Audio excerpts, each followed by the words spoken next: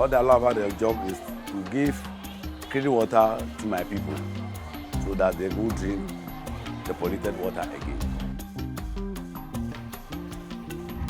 I normally work as a rice farmer in recent years, but currently I'm the operator here in Volivo community.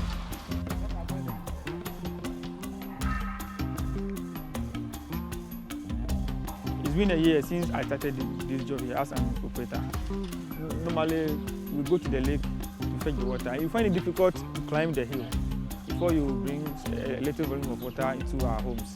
But now, you can fetch water any day, any time, anywhere.